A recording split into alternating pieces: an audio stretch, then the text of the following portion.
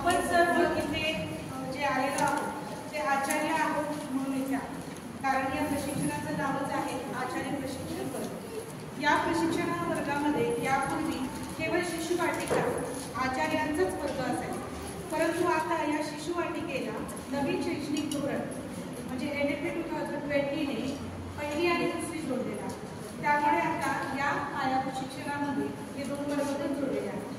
त्यामुळे मी पहिला प्रश्न तुम्हाला हा विचारेल की आपल्यापैकी कोणी पहिली दुसरीच्या पण शिक्षिका आहात?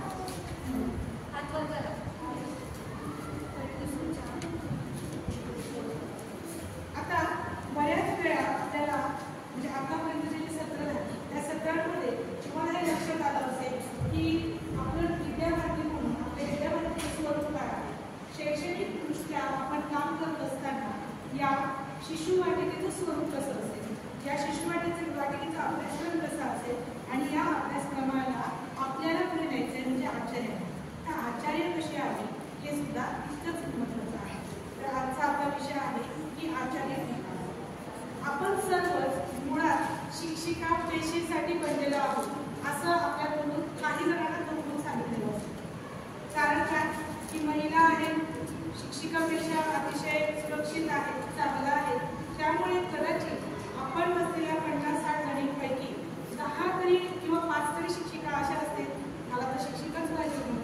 पण काय करावं, 12वी नंतर चांगले टक्के नव्हते, BEd केलं किंवा मी काहीतरी मॉन्टेसरी वगैरे केलं आणि सुरू करून टाकलं.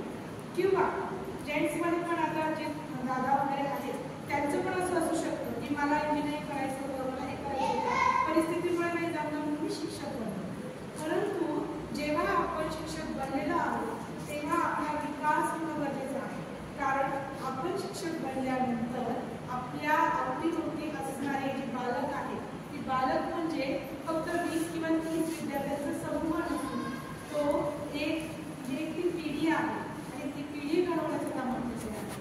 त्यामुळे आचार्य म्हणून आपण कसं असावं, तर सर्वप्रथम आचार्य म्हणून कसं असावं तर याबाबत आपण आता काही प्रॅक्टिकलसारखंच तुमच्यावर घेतलं की तुम्ही काही गुण सांगा. त्यामध्ये काहींनी खूप छान सांगितलं की ते सहकार्यात्मक असावं. मला वाटतं काहींनी लिहून पण घेतलं काय काय गुण सांगितले होते ते. तर या गुणांपैकी सगळ्यात पहिला गुण मी सांगते की मला ऐकत नाही आलं की आचार्यांच्या मनामध्ये आत्मविश्वास असावा. सगळ्यात पहिला गुण कुणीच सांगितलं नाही म्हणजे मला ऐकण्यात नाही आला, कदाचित तुम्ही लिहिलेलं असेल. तर स्वतःमध्ये आत्मविश्वास हवा ज्याचा सगळ्यात शेवटी विचार होतो. बऱ्याचदा आचार्य विकासाच्या सगळ्यात शेवटी हा विषय होतो की सगळं येतं काही मला BEd झालं, माझं BEd झालं, माझं मॉन्टेसरी झालं, मला 10 वर्षांचा अनुभव आहे, पण मला आत्मविश्वास नाही. आणि आत्मविश्वासाची जर पहिली पायरी आपण गाठली नाही तर 10 वर्षांचा अनुभव आपल्याला उपयोगात येऊ शकत नाही. तर सगळ्यात पहिला गुण आहे की आचार्यांच्या अंतर्गत स्वतःविषयी आत्मविश्वास आहे. मग आत्मविश्वास नसेल तर आचार्य विकासात तो विकसित करायला. मग आत्मविश्वास विकसित कसा होईल तर पुन्हा आत्ताच तुम्ही थोड्या वेळापूर्वी साहित्य निर्मिती हे सत्र बघितलं. मुळात साहित्य निर्मिती करणं म्हणजे नेमकं काय करायचं आपल्याला इथे किंवा हे आपल्याला का करायचं आहे. आपल्याला आता भाषापेठी मिळते, जी पहिली दुसरीच्या शिक्षिका असेल त्यांना आता शासनाकडून भाषापेठी मिळते आणि आता तर आपल्या अंगणवाड्यांना किंवा शिशुवाटिकांना सुद्धा ती पुरवली जाणार आहे. म्हणजे साहित्य आपल्याला आज शासन देणार आहे, मग ते आपण का तयार करायचं. कारण जेव्हा स्वनिर्मित आपण साहित्य तयार करतो तेव्हा त्याचं अवलोकन आणि त्याचं पूर्ण माहिती आपल्याला असतं. मला माहिती आहे की मी काय करायचं आणि त्याच्यातला भाव कसा व्यक्त करायचा हा तेव्हाच मी सांगू शकते जेव्हा ते मी स्वतः तयार केलं. ठीक आहे. बऱ्याचदा काय होतं बघा, आपल्याकडे आपण खेळण्याच्या दुकानात गेलो, असा अनुभव तुम्हाला येतो का मला सांगा की आपण खेळण्याच्या दुकानात गेलो आणि खेळणी घेताना आपण त्या खेळण्यावाल्याला विचारतो की दादा कसं पण मला कळत नाहीये. असा अनुभव आलाय का तुम्हाला? असं का होतं? आपण शिशुवाटिका आचार्य आहात, आम्हाला तर छान बाळ आहे आणि मला खेळत नाही, माझ्याकडे खेळणी भरपूर आहेत, तरी मला कळायला नको हवं की हे काय कसं आहे. कारण ते बनवणाऱ्याच्या म्हणजे त्याने त्याच्या बुद्धीने त्याने त्याच्या कल्पकतेने ते बनवलेलं असतं. त्याच्यामुळे त्याच्या मागची कल्पना त्याला माहिती असते. तशी कल्पना तसा आपला विद्यार्थी आपल्याला माहिती असतो त्या विद्यार्थ्याच्या ज्ञान संपादनासाठी त्याच्या विकासासाठी आपला स्वविकास होणं गरजेचं आहे। त्यामुळे आपला भाषिक विकास, गणन विकास आणि कृती विकास या तीनही घटकांचा अत्यंत महत्त्व आहे। माझा भाषिक विकास तुम्ही बघितलं आता की भाषिक विकासामध्ये काय यायला पाहिजे, तर भाषिक विकासामध्ये आता पहिला घटक आपला आत्मविश्वास झाला की माझ्यामध्ये आत्मविश्वास निर्माण झालेला आहे किंवा नाही आहे, काही कसं करू, मला माझा स्वतःचा विकास करायचा पण आत्मविश्वासच नाही, स्टेजवर आलं की माझे पाय लटपटायला लागतात, मला कळत नाही मी काय आणि मी रडारडा लिहिते, 10 पानं लिहून काढते आणि ते वाचायचं झालं तर ते जातेच नाही, मग आत्मविश्वास कुठून आला? तर ते काही भाजीपाला नाही आहे की माझ्याकडे 10 किलो आहे मला 5 किलो देते, तो आत्मविश्वास आपल्याला निर्माण करावा लागेल कृती म्हणून। आता आत्मविश्वास मिळवायचा असेल किंवा याबाबतचा विकास करायचा असेल तर मी तुम्हाला तुमच्याच बालकाचं उदाहरण देते। शाळेमध्ये जेव्हा विद्यार्थी प्रथम दिवशी येतात तेव्हा ते काय करतात? 99% विद्यार्थी काय करतात? 1% असं असतं बाबा काहीतरी डेंजरस आहे, हे रडतं म्हणजे काहीतरी डेंजरस आहे, मग खूपच वाटतं हा। आणि इतर मुलं तो रडतं म्हणून त्याला रडतो, हा रडतोय म्हणजे काहीतरी कारण रडायचं म्हणजे आणि म्हणून तो रडतो। मग अशा वेळेस त्याला तुम्ही काय करतात? गाणे म्हणून दाखवतात, गोष्टी सांगतात, काहीतरी खेळ घेतात आणि हे करता करता तो त्या कृतीमध्ये रमतो आणि रमल्यानंतर तो हळूहळू शांत बसतो। रमणं आणि शांत बसणं या प्रोसेसमध्ये त्याची अजून एक प्रोसेस डेव्हलप होते, ती म्हणजे आत्मविश्वास जागृत। त्याला कळायला अरे मला गाणं पण येतंय, मला तर डान्स पण करता येतोय, मी तर छान खेळू पण शकतो, मज्जाच येते। तशीच मजा तसाच आत्मविश्वास तुमच्यामध्ये जेव्हा निर्माण होईल तेव्हाच तुम्ही तुमचे जे विद्यार्थी आहेत ते घडवू शकता। मग कसा तयार करायचा आपला आत्मविश्वास? आपणही आपले बालगीत डेव्हलप केले पाहिजे।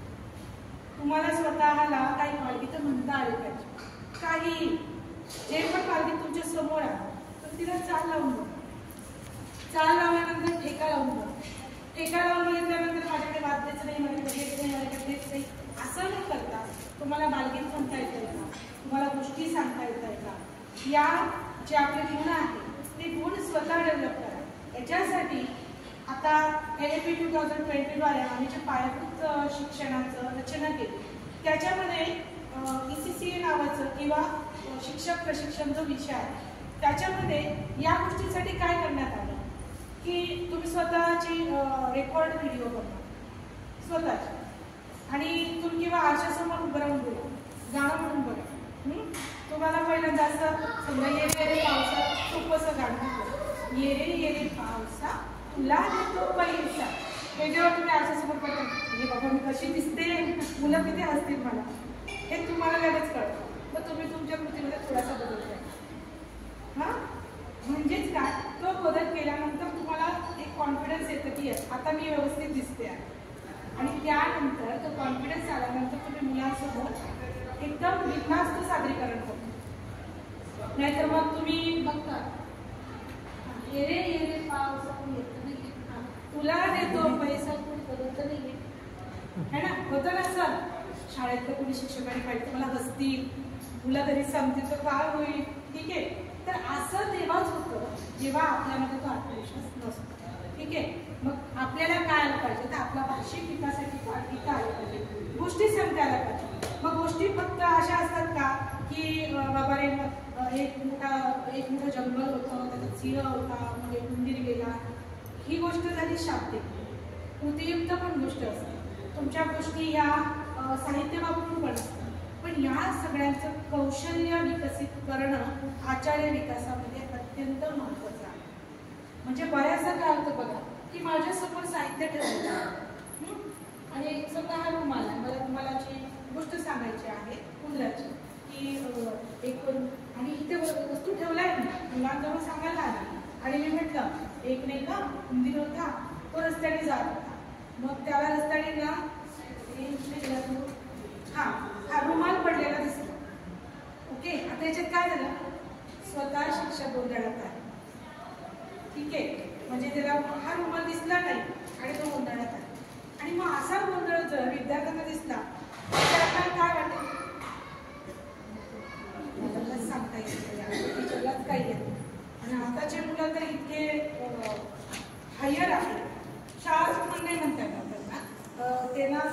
म्हणू शकतो की लवकर व्यक्त होणार.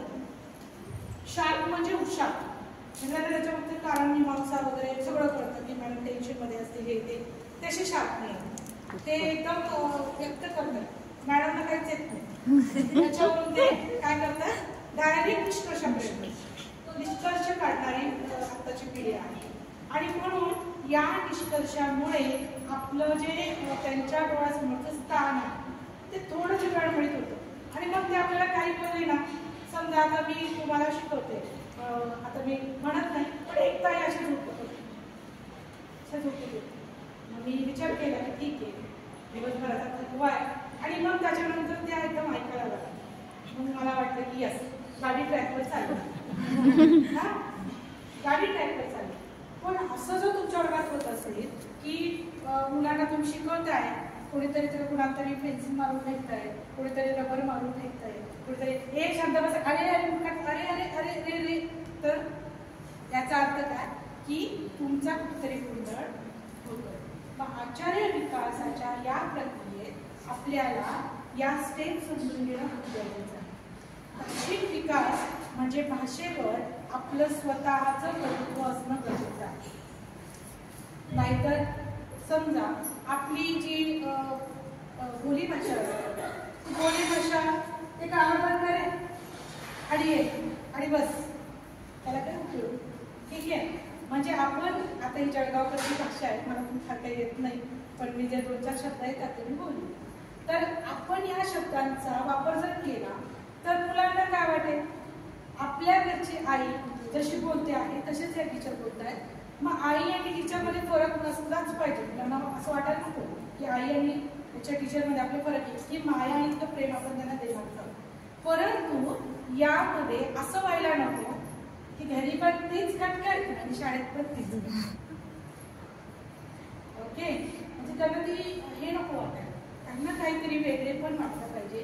यासाठी आपल्या भाषेवर स्वतःचं प्रभुत्व, त्या भाषेवर आपलं प्रभुत्व असणं गरजेचं आहे. दुसरी जी प्रक्रिया आहे की कोणत्याही पायाभूत शिक्षणाचं शिशुवाटिका शिक्षणामध्ये आपण आता पूर्ण 12 व्यवस्थांचा विचार केलेला आहे.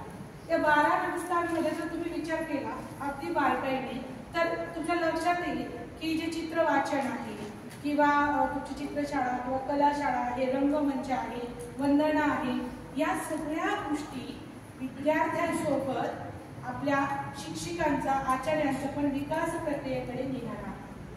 आणि या विकास प्रक्रियेमध्ये जिथे तुमचं आता वंदना सत्र ताईंनी नक्कीच घेतलेलं असेल, तर वंदना सत्र घेताना आपल्याला असं वाटतं की अरे आहा ताईचा आवाज किती छान आहे, पण आपण त्या सुरात सूर मिळवून त्या पद्धतीने म्हणण्याचा प्रयत्न जर केला तर तुम्हाला लक्षात येईल की कोणतीही प्रार्थना डेव्हलप करताना, विशेषतः एक 12 वर्षांपूर्वी सुरतला जेव्हा आम्ही एका वर्गाला गेलेलो होतो त्यावेळेस, मला त्या ताईंचं नाव आठवत नाही, सुरतला त्या ताईंनी या ओळीच्या प्रत्येक शब्दाचा वैज्ञानिक आपल्यावर होणारा परिणाम, सकारात्मक परिणाम त्यांनी आम्हाला समजावून सांगितलं.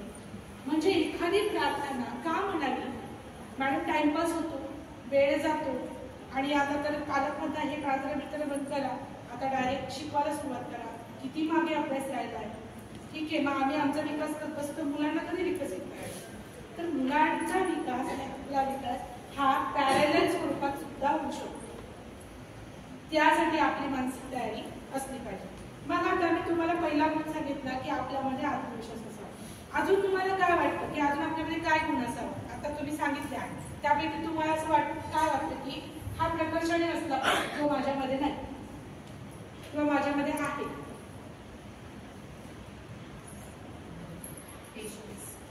पेशन्स, संयम, व्हेरी गुड. अजून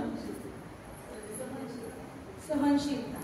अजून एखादी गोष्ट त्यांना सहजरित्या सोप्या पद्धतीने समजावता आली पाहिजे.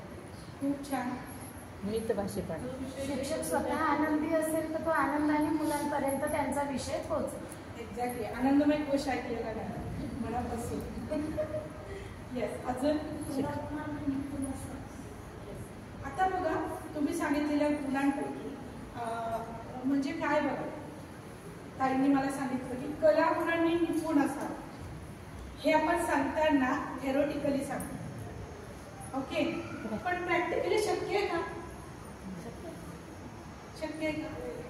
सर्व कला गुण संपन्न गुण जगात कोणीच असू शकत नाही, तो कोणीच परफेक्ट असू शकत नाही, पण आपण त्या दिशेने प्रवास मात्र करू शकतो.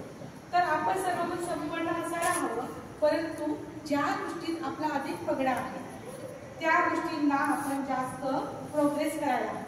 हा, दुसरं काय बोलले की आनंदी असले पाहिजे. अगदी बरोबर आहे. तुम्ही एंट्री केली, याच्या अजून एक पाऊल मागे जाते की तो जो शिक्षक आहे, ती जे आचार्य आहे, त्या आचार्याच्या मनावर म्हणजे तिच्या मानसिक आरोग्यावर आरोग्य हे चांगलं असतं, शारीरिक आणि मानसिक आरोग्य. म्हणजे बघा, सकाळी सगळं स्वयंपाक करून ती निघाली आणि सासूबाईने सांगितलं की आता डाळ लावून दिली असती. मग तिने कुकर घेतलं, जोरात आपण डाळ लावली, शिट्टी वाजवली, तेव्हा काही बाहेर निघाली आणि तो राग घेऊन निघाला. ओके, तिच्या मनात काय आहे की शिट्टी तितक्या जोरात वाजली नसेल तितक्या जोरात तिच्या मनामध्ये राग निर्माण झालेला आणि तो राग घेऊन त्या शिक्षिकेने, त्या आचार्याने शाळेमध्ये पहिल्या पायरीवर प्रवेश घेतला आणि मॅडम एक बोलला की शुभप्रभात ताई किंवा गुड मॉर्निंग मॅडम. त्याच्याचं गुड मॉर्निंग काय झालं की आपण आपली निगेटिव्हिटी त्याच्यावर टाकली. ठीक आहे, आता त्याचा मूड आपल्याला तो इतका फ्रेश मूड मध्ये आलेला होता, एकदम आनंदाने आला होता आणि त्यांनी सांगितलं की आपण शुभप्रभात म्हटलं आणि ताई मला अशा बोला. आणि तो वर्गात गेल्यानंतर तो इतरांना आपण तसंच ट्रीट करेल. ठीक आहे, त्याच्याशी त्याचा मित्र बोलायला आला, हे जा रे तू तिकडे, माझ्याशी बिलकुल बोलू नको, आज मला खूप फोकस सुटलंय. मुलं एवढ्याशी म्हणतात ना. मग काय झालं हे, ताईने पहिली पायरी चढताना आपला सगळा राग रोष संताप सगळा तिथे सोडून घरी जाताना वाटतं पण आपली पिशवी उचलून घरी जायची, जे फटाके फोडायचे ते घरी फोडा, परंतु सहनशील असावा, असं जे ताई बोलल्या. तर सहनशील हा शब्द म्हणजे ताईंचा जो अर्थ आहे तो बरोबर आहे, तर सहनशील नाही म्हणतात याला. असं म्हणतात की तिचं मानसिक आरोग्य चांगलं, याला मानसिक आरोग्य म्हणतात की आपण आपल्या मनावर मतावर आपण ताबा ठेवता आला पाहिजे की कुठे आपल्याला कसं वागायचं आहे. ठीक आहे, पुढे आपण काय अजून एक गुण आपण काय सांगू शकतो,